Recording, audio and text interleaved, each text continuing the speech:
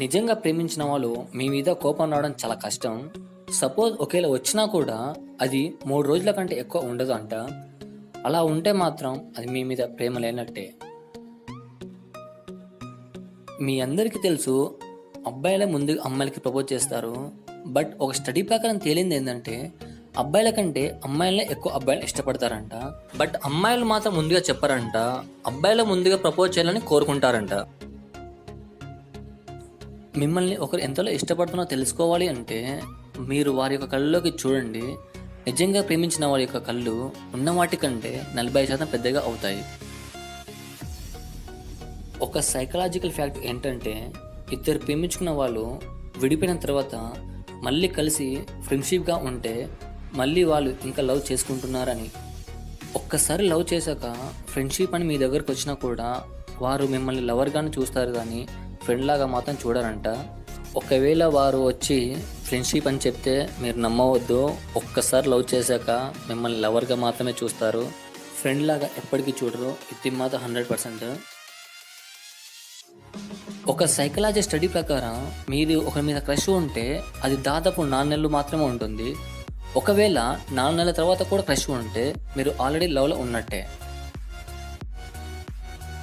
మీరు ఎప్పుడైనా ఎమోషనల్గా ఫీల్ అయినప్పుడు ఒకరిని హగ్ చేసుకుంటే మీరు వారిని 20 సెకండ్ల కంటే ఎక్కువ హగ్ చేసుకోరంట.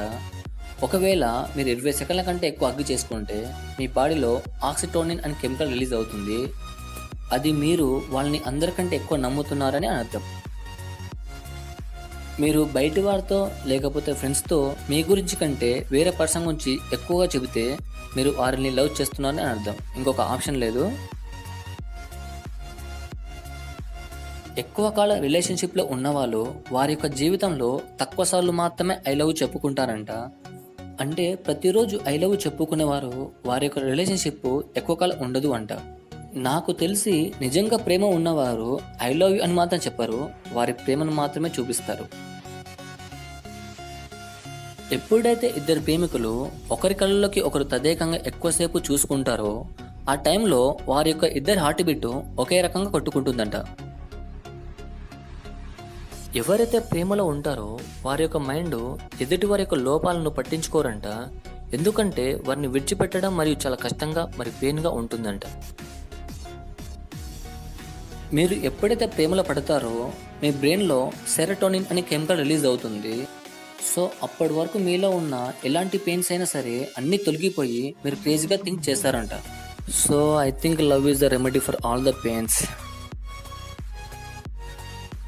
కపుల్స్ ఇద్దరు కలిసి ఒక రోజులో 10 నిమిషాలు నవ్వుతూ మాట్లాడుకుంటే వారి యొక్క రిలేషన్షిప్ చాలా స్ట్రాంగ్గా ఇంకా ఎక్కువ కాలం ఉంటుందంట.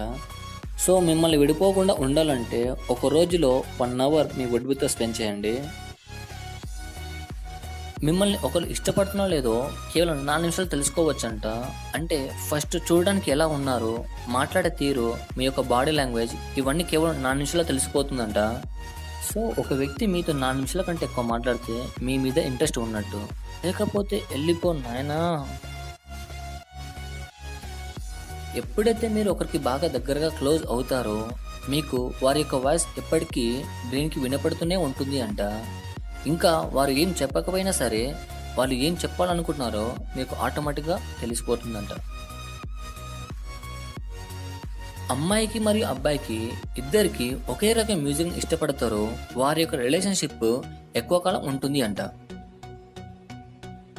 ఒకవేళ మీరు ఎప్పుడైనా డేంజరస్ సిచ్యువేషన్లో ఎవరైనా కలిస్తే వారితో మీరు తొందరగా లవ్లో పడే ఛాన్స్ ఎక్కువగా ఉంటుంది అంట.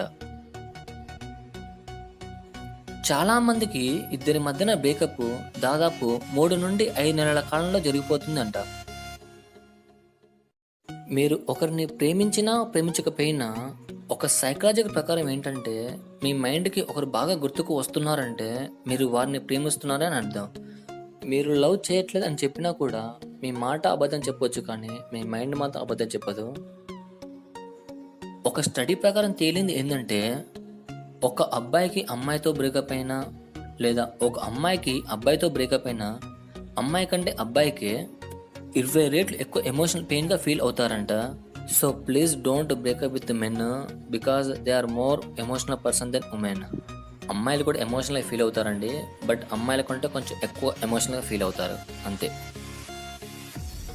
ఎంగేజ్మెంట్కి రింగులు మార్చుకోవడం మన యొక్క ట్రెడిషన్. దీన్ని మొదటగా ఆస్ట్రియాకు చెందిన మాక్సిమిలన్ అనే వ్యక్తి 1470లో తను ప్రేమించిన అమ్మాయికి ఒక రింగ్ ద్వారా ప్రపోజ్ చేసి మ్యారేజ్ చేసుకున్నాడు. That's all for today. ఒకవేళ కనుక దీనికి 100 లైక్స్ వస్తే నేను ఖచ్చితంగా పార్ట్ 2 చేస్తాను. వీడియోని అయితే లైక్ చేయండి, షేర్ చేయండి, అలాగే కామెంట్ చేసి సబ్స్క్రైబ్ చేయండి. Thank you. జై హింద్.